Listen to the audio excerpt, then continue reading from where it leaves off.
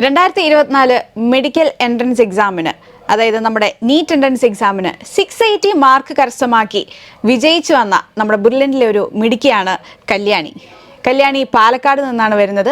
So നമ്മുടെ കൂടെ ഇപ്പോൾ കല്യാണി ഇരിപ്പുണ്ട്. ഹായ് കല്യാണി, എന്തുണ്ട് വിശേഷം? സുഖമായിട്ടിരിക്കുന്നു. First of all congratulations. Okay, അപ്പോൾ ഇത്രയും നല്ലൊരു സ്കോറാണ് കരസ്ഥമാക്കാൻ സാധിച്ചത് അല്ലേ? 680 ഒരു വലിയ സ്കോർ തന്നെയാണ്. എന്ത് തോന്നുന്നു, ആ ഒരു സ്കോർ എക്സ്പെക്റ്റഡ് ആയിരുന്നു? എന്തായിരുന്നു അതിന്റെ ഒരു ഫസ്റ്റ് റെസ്പോൺസ്? ഇവിടുത്തെ എക്സാം എഴുതി നമുക്ക് ബ്രില്യൻ്റ് എക്സാം പോലെ തന്നെ ആയിരുന്നു. ഏകദേശം പേപ്പർ കാണുമ്പോഴേ നമുക്കറിയാം. കാരണം ഒരു 1-2 മാസമായിട്ട് നമ്മൾ എഴുതിക്കൊണ്ടിരിക്കുന്ന എക്സാം പോലെ തന്നെ ഒരു ദിവസമായിരുന്നു നീറ്റ് എക്സാമിന്റെ ദിവസം. അപ്പോൾ എല്ലാം ഒരു എക്സ്പെക്റ്റഡ് ആയിരുന്നു. ഏകദേശം ഇത്രയൊരു മാർക്ക് കരസ്ഥമാക്കാൻ സാധിക്കുമെന്ന് മോൾക്ക് അവസാനമൊക്കെ ആയപ്പോ ഒന്ന് തോന്നി തുടങ്ങി അല്ലേ? ഓക്കെ, ഇവിടെ ഏത് ബാച്ച് ആയിരുന്നു മോള്? R4 ബാച്ച് ആയിരുന്നു. R4 ആയിരുന്നു. ഓക്കെ, റീനു മിസ് ആയിരുന്നു ക്ലാസ് ടീച്ചർ. എങ്ങനെയുണ്ടായിരുന്നു ക്ലാസ് ടീച്ചറിന്റെ ഒരു ഗൈഡൻസും അതുപോലെ തന്നെ ഇവിടുത്തെ ഒരു ഗൈഡൻസും? എങ്ങനെയൊക്കെയാണ് മോളെ ഈ ഒരു മാർക്കിൽ എത്തിക്കാൻ സാധിച്ചത്? എങ്ങനെയാണ്? ക്ലാസ് ടീച്ചർ എന്നായിരുന്നു, ഞങ്ങളുടെ ഹോസ്റ്റലിലെ വാർഡൻ തന്നെയായിരുന്നു. അപ്പോൾ നമ്മൾ ഡേ ടു ഡേ ലൈഫിൽ കണ്ടുകൊണ്ടിരിക്കുന്ന ഒരാള്. അപ്പോൾ അപ്പോൾ ഹോസ്റ്റലിൽ എന്തെങ്കിലും ബുദ്ധിമുട്ടുണ്ടെങ്കിലും മിസ്സിന് അറിയാം. കാരണം നമ്മുടെ പേഴ്സണൽ ലൈഫിൽ എന്തെങ്കിലും ഇഷ്യൂ ആയിരിക്കും പഠനത്തെയും കൂടുതലായിട്ട് ബാധിക്കുന്നത്. അപ്പോൾ മിസ്സ് തന്നെ പറഞ്ഞു തരും. എന്തെങ്കിലും ഹോസ്റ്റലിൽ തന്നെ നമ്മുടെ മുഖമൊക്കെ ഒന്ന് ഫെയ്ഡ് ആയി തുടങ്ങിയാൽ തന്നെ മിസ്സിന് മനസ്സിലാവും. അപ്പോൾ എക്സാമിന് എന്തെങ്കിലും മാർക്ക് കുറയും എന്തെങ്കിലും ഉണ്ടെങ്കിൽ തന്നെ അപ്പം മിസ്സ് പറയും ഇങ്ങനെയൊക്കെയാണ്, ഇതൊക്കെ ശ്രദ്ധിക്കണം എന്നൊക്കെ മിസ്സ് അപ്പം തന്നെ പറയും. അപ്പോൾ സുഖമായിരുന്നു. ക്ലാസ് ടീച്ചറും നമ്മുടെ ഹോസ്റ്റലിലുള്ള ഒരാൾ തന്നെ ക്ലാസ് ടീച്ചർ ആയതുകൊണ്ട് ഭയങ്കര സുഖമായിരുന്നു. അപ്പോൾ ഇൻഡെപ്ത് ആയിട്ട് എനിക്ക് തോന്നുന്നു നിങ്ങളെയൊക്കെ മിസ്സിന് നന്നായിട്ട് അറിയാമായിരുന്നു. കാരണം എല്ലാ ദിവസവും രാവിലെ തൊട്ട് രാത്രി വരെ കാണുന്ന, നമ്മളെ കണ്ടോണ്ടിരിക്കുന്ന ഒരു വ്യക്തിയാണല്ലോ. അതുകൊണ്ട് കറക്റ്റ് ആയിട്ട് ഗൈഡ് ചെയ്യാൻ പറ്റിയിട്ടുണ്ടായിരിക്കും മിസ്സിന് അല്ലേ നിങ്ങളൊക്കെ?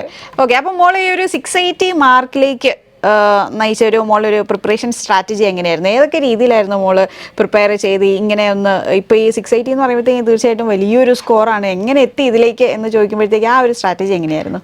ബ്രില്യൻ്റിൽ വന്ന തന്നെ ഒരു വലിയ കാര്യമാണ്. കാരണം അത്രയും നല്ല ഫാക്കൽറ്റിയാണ് നമ്മൾ പ്രൊവൈഡ് ചെയ്യുന്നത്. സ്റ്റഡി മെറ്റീരിയൽസ് ആണെങ്കിലും എന്താണെങ്കിലും വളരെ നല്ല രീതിയിൽ എന്ത് അപ്ഡേറ്റ്സ് ഉണ്ടെങ്കിലും. കാരണം ഞങ്ങളുടെ വർഷത്തിലായിരുന്നു സിലബസ് കട്ട് ചെയ്തു, വേറെ സിലബസ് പ്രാക്ടിക്കൽ കെമിസ്ട്രി പോലെയുള്ള സംഭവങ്ങൾ ആഡ് ചെയ്തു. അപ്പോൾ അതൊക്കെ നമുക്ക് ചെറിയൊരു ടെൻഷൻ വരുന്ന സംഭവങ്ങളായിരുന്നു. കാരണം ഒത്തിരി കളഞ്ഞു. അത് ഏകദേശം ഒരു ടുവേർഡ്സ് എൻഡ് വന്നപ്പോഴാണ് ഇങ്ങനെ ഒരു ചേഞ്ച് വന്നത് അല്ലേ? പ്രത്യേകിച്ച് പ്രാക്ടിക്കൽ കെമിസ്ട്രി ഒക്കെ അത്യാവശ്യം നല്ല പോർഷൻ ഉണ്ടായിരുന്നു. പക്ഷെ അപ്പോഴത്തേനും തന്നെ ആ സമയത്ത് തന്നെ പെട്ടെന്ന് ഞങ്ങളോട് പറഞ്ഞു, നിങ്ങൾ ആരും പേടിക്കേണ്ട, എക്സ്ട്രാ ഉള്ള പോർഷനൊക്കെ ഞങ്ങൾക്ക് എക്സ്ട്രാ സ്റ്റഡി മെറ്റീരിയൽസ് തരും, സാധാരണയുള്ള പോർഷൻ്റെ അത്രയും തന്നെ ക്വസ്റ്റ്യൻസ് എക്സ്ട്രാ ആഡ് ചെയ്ത് തരും, അതേ തന്നെ നല്ല ക്ലാസ്സുകൾ പ്രൊവൈഡ് ചെയ്യുകയൊക്കെ ചെയ്തുകൊണ്ട് നമുക്കൊരു ഭയങ്കര റിലീഫായിരുന്നു. ഈ അവസാനം വെച്ച് ചാപ്റ്റേഴ്സ് ആഡ് ചെയ്യുകയും മാറ്റം എല്ലാം ചെയ്തിരുന്നുണ്ടെങ്കിലും ഇവർ അത്രയും സപ്പോർട്ട് ചെയ്തുകൊണ്ട് നമുക്ക് ഭയങ്കര ഈസി ആയിട്ട് അത് പ്രോബ്ലം ഒന്നും ഇല്ലാതെ അത് കടന്നു കിട്ടി. അതായത് ലാസ്റ്റ് ഒക്കെ ആ എക്സാം എഴുതിയപ്പോഴത്തേക്കും നമ്മൾ ഈ നീറ്റിന്റെ മെയിൻ എക്സാം വന്നപ്പോഴത്തേക്കും പെട്ടെന്ന് ആ ഒരു രീതിയിലുള്ള ഡിഫിക്കൽട്ടി ഫേസ് ചെയ്തോ? തോന്നിയില്ല. ഇവിടുത്തെ എക്സാം പോലെ തന്നെ ആയിരുന്നു. ഇവിടെ 2 മാസമായിട്ട് കണ്ടിന്യൂസ് ഉച്ചയ്ക്ക് ഒരു 2 to നീറ്റിൻ്റെ പക്ക ടൈമിൽ നമുക്കിവിടെ എക്സാം എഴുതുന്നത്. അപ്പോൾ മെയ് നീറ്റിൻ്റെ എക്സാം നടക്കുന്ന ദിവസമാണെങ്കിൽ തന്നെ നമുക്കൊരു ദിവസം ഇവിടെ പക്ക അങ്ങനെ ഒരു ബെഞ്ചിൽ 2 പേരൊക്കെ ആയിട്ട് ടീച്ചേഴ്സ് അപ്പോൾ മോണിറ്റർ ചെയ്തുകൊണ്ടിരിക്കുന്നുണ്ടാവും. അങ്ങനെയൊക്കെ ഒരു ദിവസം പോലെ തന്നെ ആയിരുന്നു. ഇത്തിരിയും കൂടെ ടെൻഷൻ അധികം ഉണ്ടായിരുന്നു പക്ക നീറ്റായതുകൊണ്ട്. അപ്പോൾ അതേപോലെ ഏകദേശം ബ്രില്യൻ്റിൽ എക്സാം എഴുതുന്ന ഒരു ദിവസം പോലെ തന്നെ. പ്രത്യേകിച്ച് ഇവരുടെ ടൈമിങ് ഉച്ചയ്ക്ക് ആ സമയമായതുകൊണ്ട് നമ്മൾ ആ ജീവിച്ചു വരുന്ന ആ രീതി അങ്ങനെ നിങ്ങളെ ആ ഒരു ഫൈനൽ എക്സാമിന്റെ പ്രിപ്പറേഷൻ അതേ രീതിയിൽ നിങ്ങളെ ഒന്ന് ആക്കിയെടുക്കാൻ മോൾഡ് ചെയ്തെടുത്തു. കുറെ നാൾ മുന്നേ തന്നെ നിങ്ങളെ അതിന് തന്നെ പാകപ്പെടുത്തിയെടുത്തു. അതൊക്കെ ഒരുപാട് നിങ്ങൾക്ക് യൂസ്ഫുൾ ആയി തോന്നിയോ? ഓക്കെ, അപ്പം ഫ്രണ്ട്സ് ഒക്കെ ഇപ്പം ഹോസ്റ്റലിലായിരുന്നല്ലോ. ഏത് ഹോസ്റ്റലായിരുന്നു മോളെ?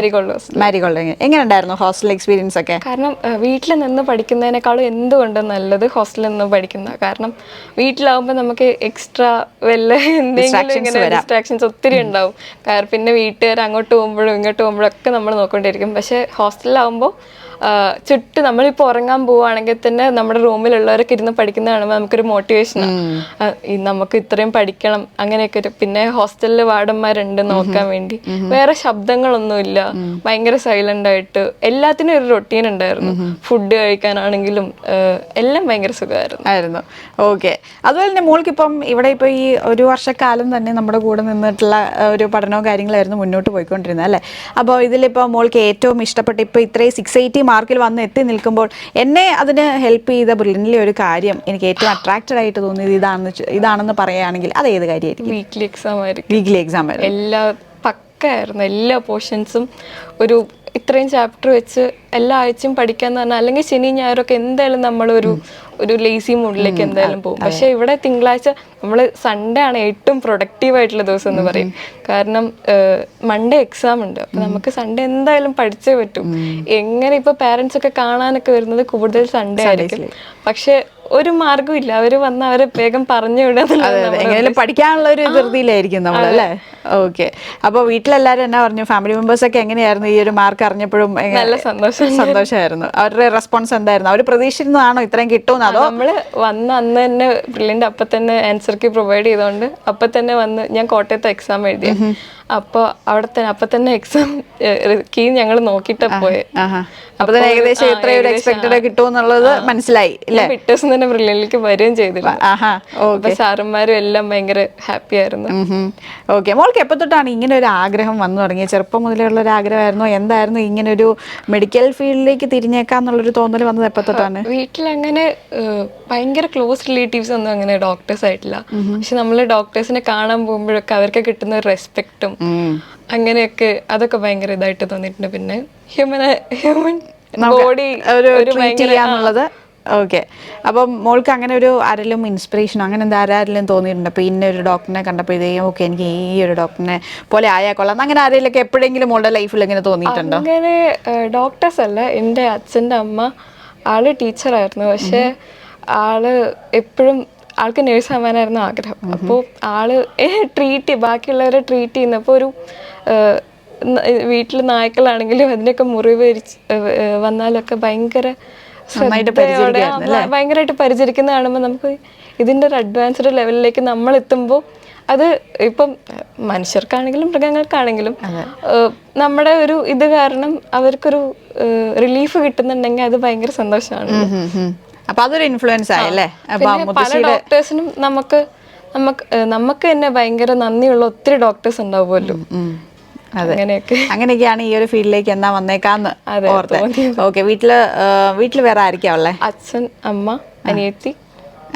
ഓക്കെ. അനിയത്തി എന്ത് ചെയ്യാ? അനിയത്തി 10ൽ പഠിക്കും. 10ലാണ്. ഓക്കെ. അനിയത്തിക്ക് എങ്ങനെയാണ് താല്പര്യങ്ങളൊക്കെ? ചേച്ചിയെ കണ്ടിട്ട് മെഡിക്കൽ ഫീൽഡ് അങ്ങനെ എന്തെങ്കിലും താല്പര്യങ്ങളുണ്ടോ? ആൾക്ക് ബയോളജി ഒട്ടും ഇഷ്ടമല്ല, ആൾക്ക് മാത്സ്. ഓക്കെ. അപ്പം എഞ്ചിനീയറിംഗ് ഫീൽഡ് അങ്ങനെ വല്ലതും നോക്കിയിട്ടുണ്ടോ?